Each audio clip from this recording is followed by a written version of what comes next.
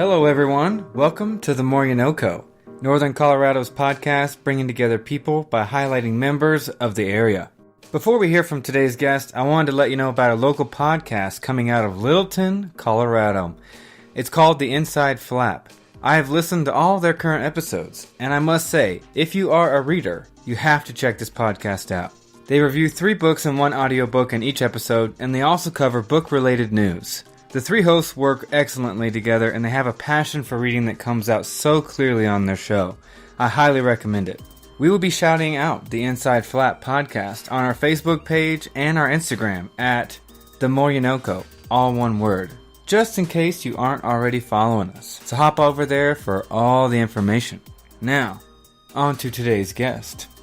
I sat down for this episode recording thinking that we would be discussing veterinary medicine, with a little bit of website video and blog production on the side. However, I was very wrong. This episode is a journey, and I think you'll enjoy the message our guest has for each and every one of us. She has so many possible titles that I'm not even going to try. So give it up for Dr. Sarah Wooten. No, it was last August, and it was 9 days. Is that the one that we're talking about? Yeah, it was just an insane trip. I couldn't believe the schedule that you had booked for yourself. I know, you're making me feel tired just thinking about it. It just ended up that the conferences backed up to each other, and at that point I was doing a lot more journalism. In addition to public speaking, I was hunting around to find people to talk to. It ended up just being a lot of stuff, and that actually was a really rough trip for me because it was so long, right? I have 3 kids, and it's a long time to be away from them. And just booking yourself like crazy, staying different places, taking different planes, being in multiple cities. Well, sometimes when you get really motivated to build your career, you become the yes man. I was the yes man for a while, and so if anyone was, did you want to do this speaking gig? Yes. Do you want to write this article? Yes. Do you want to take this extra shift? Yes. Do you want to do, yes, whatever it is, I will do it because I'm motivated. So I'm sitting here, formally introduce you with Dr. Sarah Wooten, and we will get into exactly what it is that she does, which is, I feel like, a lot of things. But first, I was coming in here expecting to walk into a veterinarian's office, and we are not. We are in a space in downtown Greeley, and you informed me that recently you have retired from the veterinary practice. I have, and actually I haven't told very many people that yet. It's just kind of like an organic spread of knowledge. This will probably be part of that.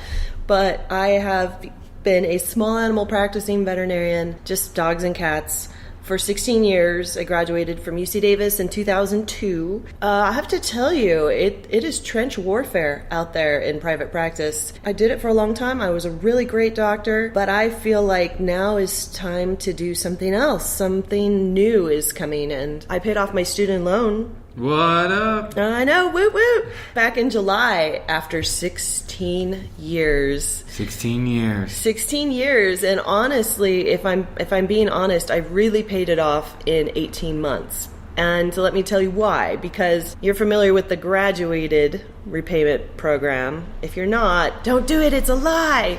It's an option to really just pay interest on your student loan, and then they slowly increase the amount that you're paying over the years, so you just don't really even notice it, right?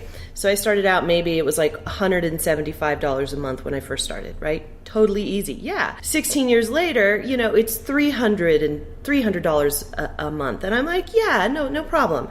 And then I got a statement, and it showed that on $50,000, which in 16 years I had paid off $5,000, and I had paid $25,000 in interest on a $50,000 loan. And something broke inside of me, and I said, this is not right. This is slavery. This is indebtedness for the rest of my life, and I'm not playing this game anymore.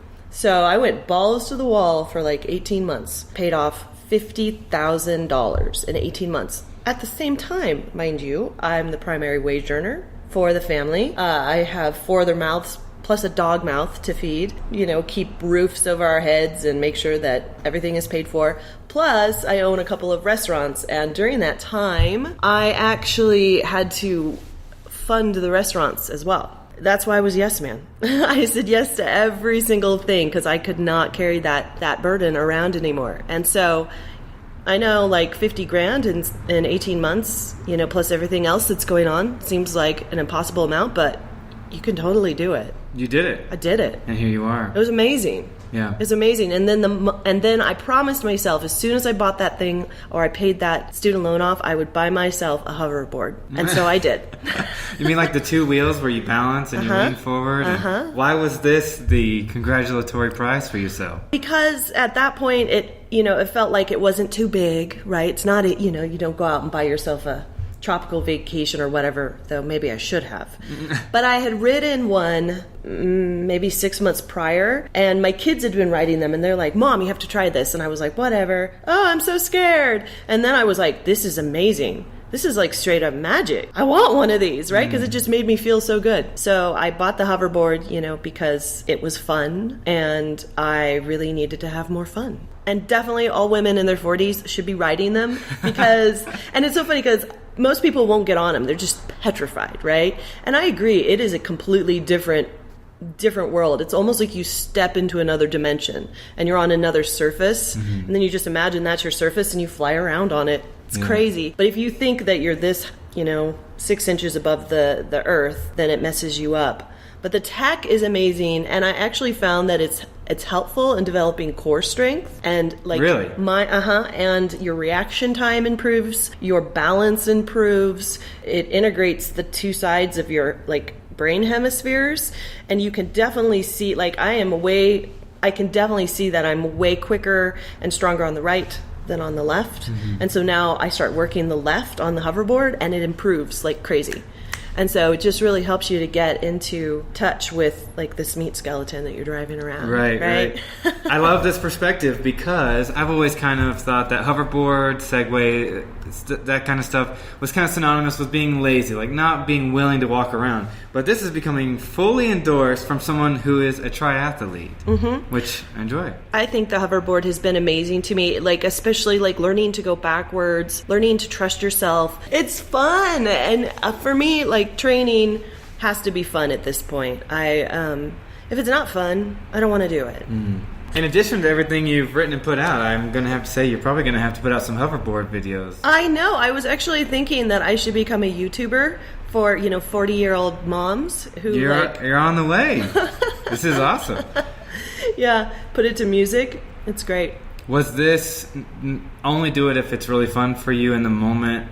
Is that part of what led you to leave the day-to-day practice of being a veterinarian? It has, yeah. I've really developed a more Epicurean attitude to life than I had during my first 40 years. I think in the past 2 years, as I've just been deconstructing myself, I've come to a knowledge that I perform best, I am at my highest motivation when I am having fun. That is something that we've been taught, that work is not fun. It's not true. And actually you can make more money, you can have a better quality of life, and you can do more of what you've been sent here to do if you're doing what your heart loves. There's all these, phrases out there, but that phrase, find out what it is that makes your heart sing and go do more of that is what we all need to be doing. So what is making your heart sing now after being a veterinarian?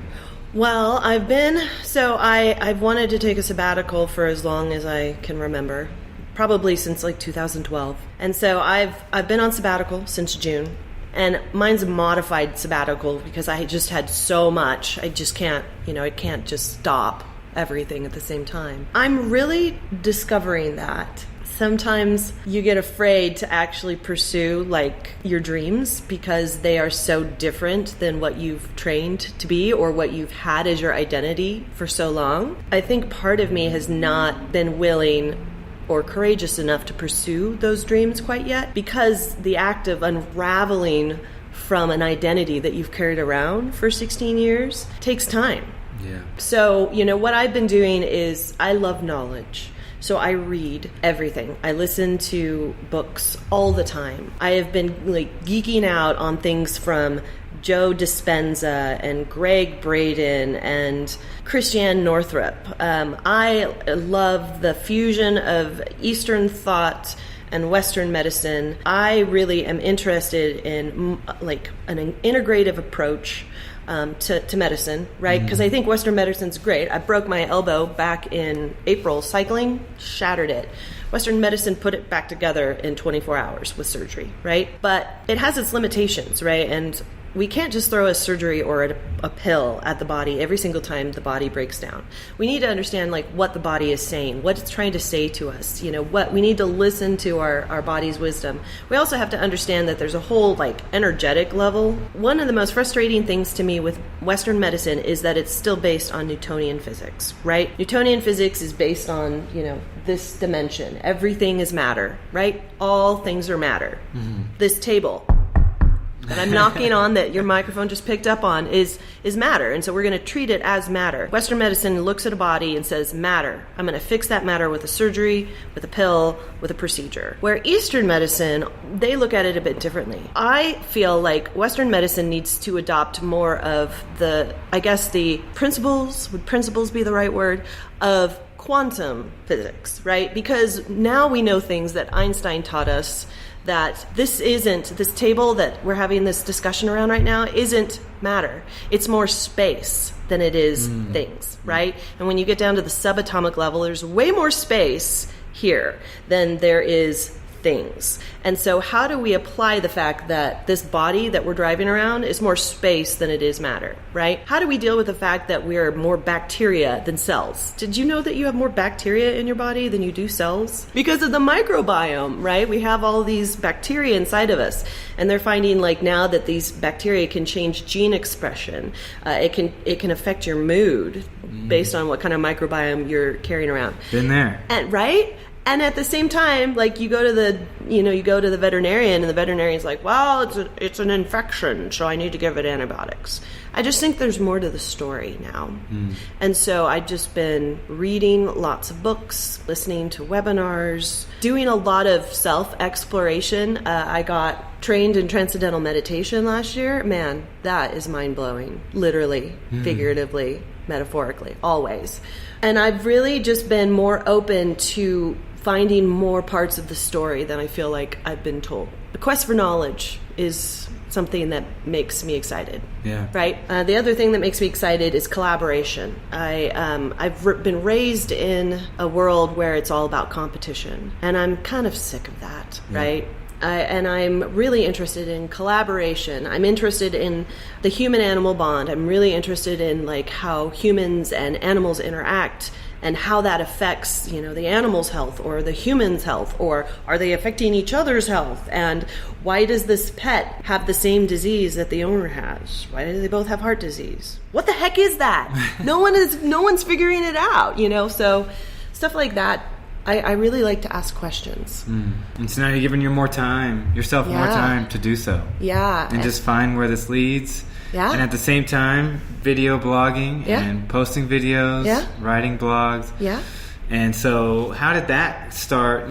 That started while you were a veterinarian, but I'm sure that will continue and kind of change pace, change direction as you kind of re-steer your ship. Well, so many of us like me had giant student loans, and it was interesting because I was about a year out of vet school, and I was like, I think I might have picked the wrong career. And that was horrible because I had invested 8 years and all of this money, and I have a job, and now I have a new baby, and I have a new mortgage, and I have all these responsibilities, and I hate my job. And part of it was that I picked a job that was not great for me to start. It was really stressful. It was, high production. So the more you see, the more you make. And there was no windows. It was all in this box, and we stayed in this little box together for like 10 hours a day with all these barking dogs. And I was by myself as a vet. That doesn't lower anyone's blood pressure. Oh, no. It wasn't stressful at all, right? Fluorescent lights. Oh, my God. I can't believe I did it. So anyways, I did that, and I just got burned out, right out of vet school. And I was like, what is wrong with me? How? I thought this is what I was supposed to do. And so then my husband at that point wanted to go to seminary, because why not, right? We just bought a new house and have a new baby. Let's go back to school, right? So at that point we sold the house. sold 75% of our stuff, and moved to San Francisco because we were in California at that point, and basically lived at this seminary, in seminary housing for 2.5 years, right outside of San Francisco. And it was straight up magical. And I immediately went down to part-time because I was like, I have a baby. I don't even know my baby. I need to, I need to not be stressing myself out because I'm going to go to an early grave, right? So I started hiking and went to part-time and thought, yeah, this is pretty good, and then we moved to Colorado in 2006. What brought you to Greeley? Funny you ask. We came here for a job for my husband. It was a mega pastor. He was one of those kind of rock star. Mm-hmm.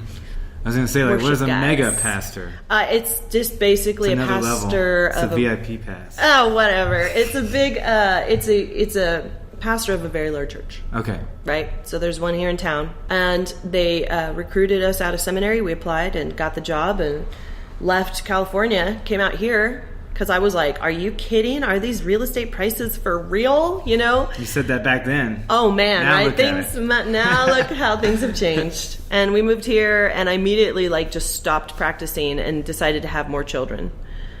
I don't know why I do things, but that's what I did. And I had 2 more kids.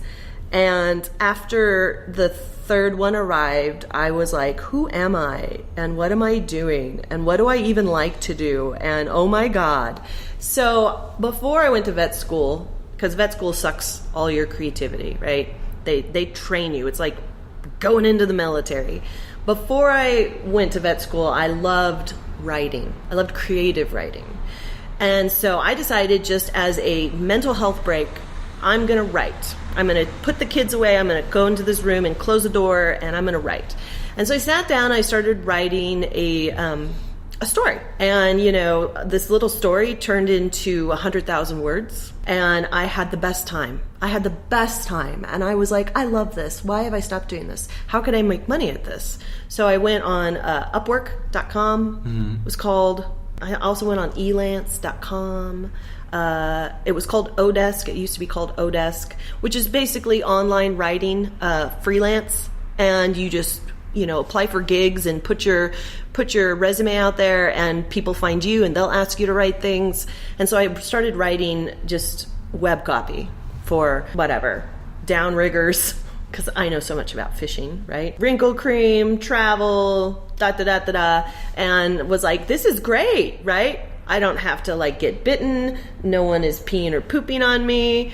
I don't have anal glands in my hair. This is great, right? I love this. And then a pet food company out of Florida found me on odesk.com. They asked me to start doing the videos.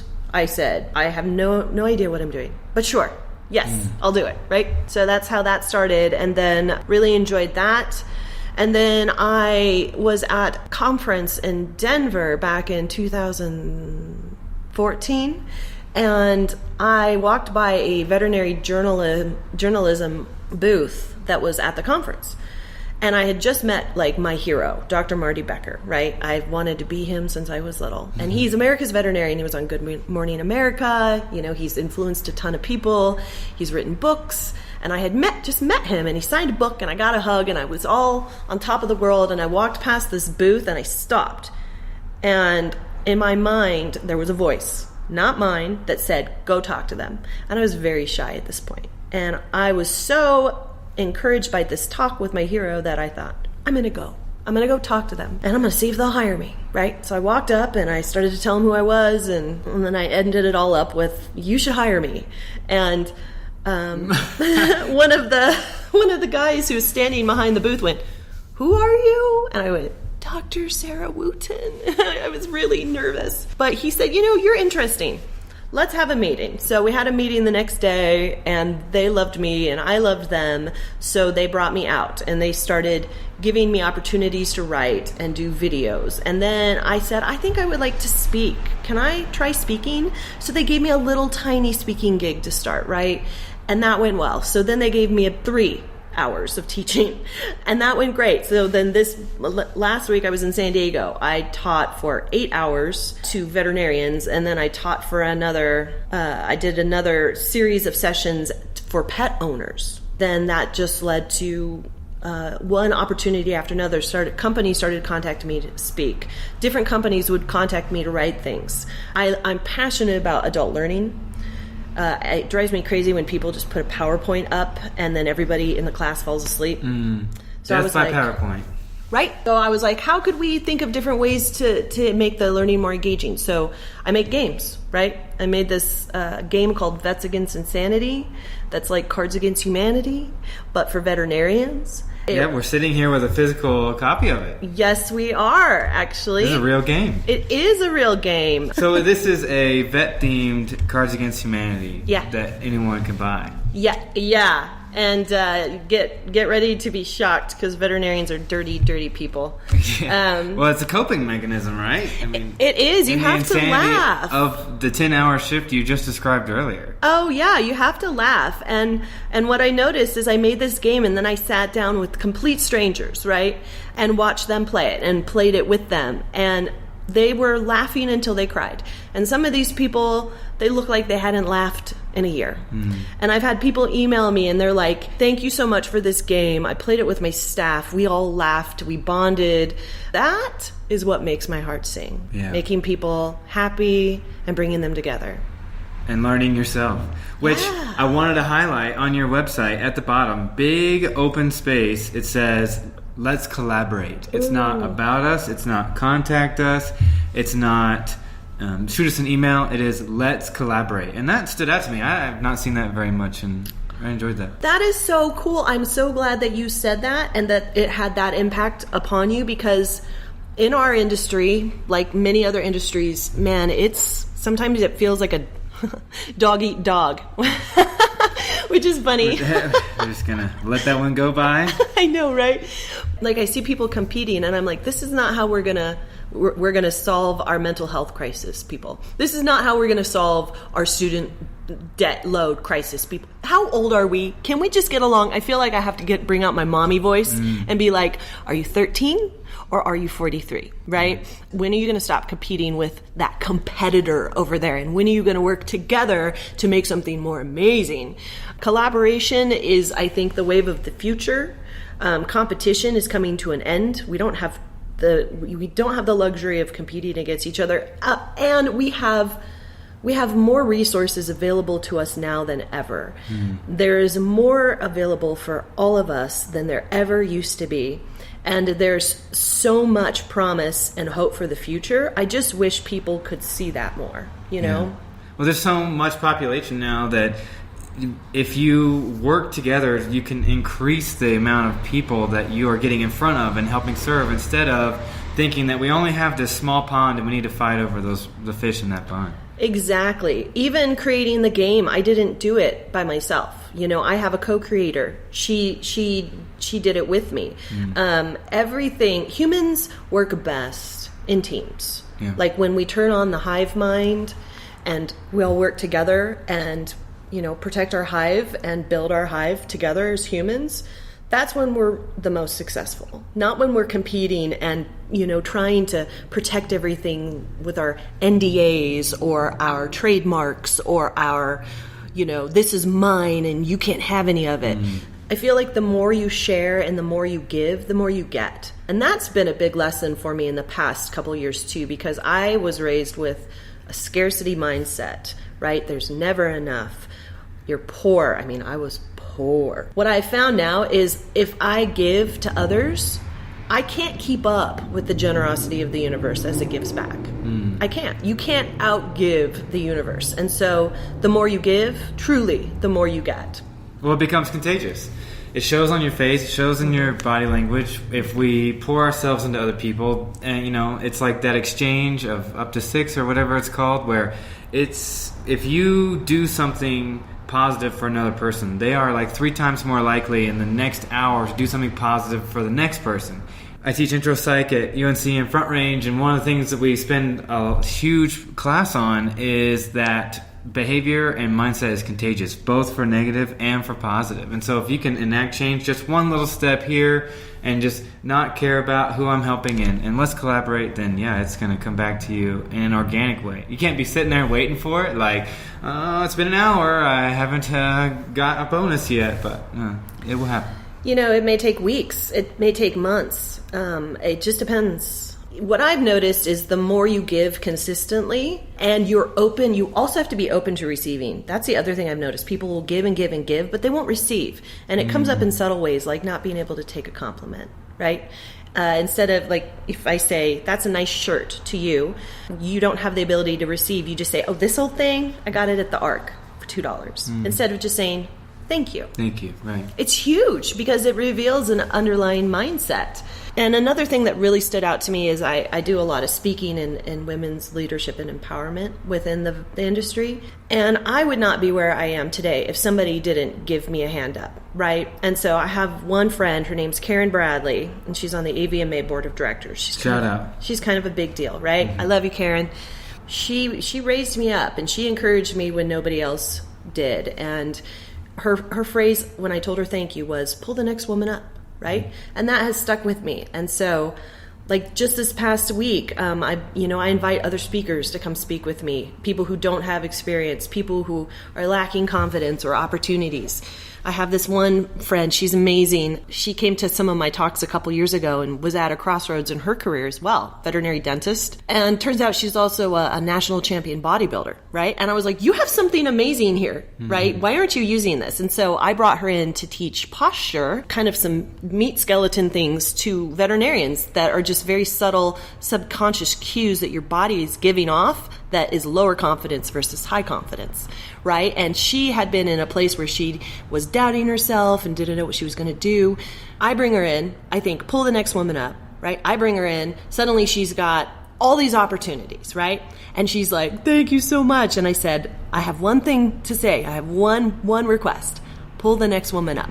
And I think she took it as like a holy charge, Yeah. And so if we just do that, if you, when you float the boat, everybody rises. Yeah. That is what has to happen in order for humanity to, not only survive, but continue to evolve and thrive.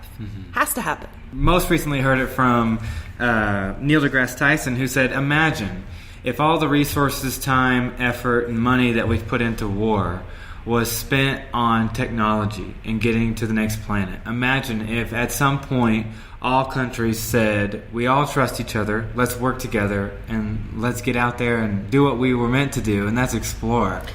He's like, imagine how far. We'd probably be on Mars by now. We'd probably have cities on Mars. We'd probably be, and he just, it follows Neil deGrasse Tyson home at night that we still quarrel and squabble over land, and we're fighting each other for resources, when if we had this collaboration mindset, helped each other, who knows where we could be. And it doesn't have to be some grandiose worldwide, world peace idea. You are just saying on the individual level, if someone helps you, extend that down, pay it forward, and let's collaborate and not compete, and just, it's a holistic mentality. Or even if you feel like you're in a place where, you're not getting what you need out of your life, For me, I sat on the pity pot for a long time thinking, why am I not getting these opportunities? Why are these other people getting these opportunities? And then at one point I thought, that's not working. So I'm just going to try something different. I'm just going to try generosity. I'm going to try it for a week. Sometimes you have to give even when nothing in your environment feels like it's giving back to you, right? You have to create that in your mind to start. And maybe it's not money that you're giving to start. Maybe it's just a compliment, or you're holding the door open for somebody, or you bring a flower to somebody, or you say something kind, or you give someone a hug. Even that gets the ball rolling. It doesn't have to be money, it doesn't. Even one of the things I learned was I had never been a generous tipper. Right? That revealed so much about my mindset. I just was like, I'm going to try being a generous tipper. I can't keep up with all of the good things in my life, right? It just turns around. Every time I turn around, something else amazing is happening. And so I just am like, okay, what am I going to give next, Because nothing happens in isolation. No. The second you decided I'm going to be a generous tipper, you probably didn't even realize it, but you are changing 20 interactions you had that day outside of a restaurant. You are being more generous with other people, more giving, less restricting yourself when it came time to have an interaction, and right? It just started blossoming over time. And I have to tell you that this mindset has changed my life. I told you I paid off my student loan in 18 months, right? You know, we have the tea tavern. We have Cranford's Tea Tavern, which is a little tea tavern that we opened up 5 years ago in downtown Greeley. You own that? Yeah.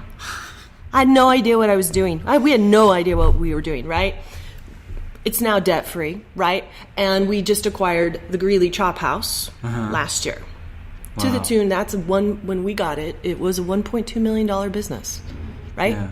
Somebody else, a private investor found us, right? And now we have, actually my husband is bringing in money, like wages, for the first time in 5 years. We've been married for 20 years. We took a 17-day first-class trip to Italy in June. Paid cash. Yeah. Okay? This shit works. Like this collaboration, generosity mindset. Yeah. Man, when we in the tea tavern, I remember almost even this time last year, I would go in there and I'd feel fear, right? Because I was raised in poverty and I know what poverty is like. I know what it's like to not have food in your pantry. I know what it's like to wake up and turn the light on and see roaches scatter everywhere because you can't afford a pest control. I know what it's like to have rats in the house. I know what it's like to have your parents work full time and then have to sell birds on the side in order to make ends meet. I know what it's like to live in a house where the roof leaks and you have to wear your sister's clothes from the 70s because they can't afford to buy you any clothes. It sucks, right? And so I have been conditioned to have a deep fear mentality about poverty, right? And so we opened this tea tavern. It's in the red for years, right? And I'm like, oh my God. And every time I'd walk in, I would feel like this fear that we were going to go bankrupt or I wasn't going to be able to keep the roof over the head or feed the kids or whatever. And one day I went, this is not working for me anymore. I'm going to try something different. I'd walk into the tea tavern. I'd feel that fear. And for me, I feel it like right at my solar plexus, right? I just feel it right there. And I go, oh, no, I'm excited. I had to fake myself out. It's a difference in a mental stress appraisal versus a stress response. Yeah. Thank you very much there, Professor of Psychology. It's amazing. And then if I couldn't transmute it, I had to leave, and then I had to think positive thoughts about my husband and the way he was running the business. And I had to fake it until I made it. And within 2 months of changing that mindset, that's when we got approached to buy the Chop House. The Chop House. 2 months. And we had the tea tavern for 5 years, right? And so changing your mindset changes everything. Yeah. And now you're making it. Yeah, we're making it. Yeah. Dr. Sarah Wooten, we are over time, but my goodness, we haven't even scratched the surface of what I want to talk about, so we will have to come back and have you on the More You NoCo once more, but thank you for your time, and I greatly appreciate it. Absolutely. It was a huge privilege to come and talk to you, and I hope this conversation that we've had today helps somebody. Do you also enjoy the music used here at the More You NoCo? I want to shout out my good friend Russell Isaac Long for always giving us those hot fire tracks. Are you looking for a little bit of bonus content in addition to the episodes of the More You NoCo? Check us out on Facebook or Instagram at the More You NoCo. Original, right? Don't worry, we'll be back soon. Until next time, peace!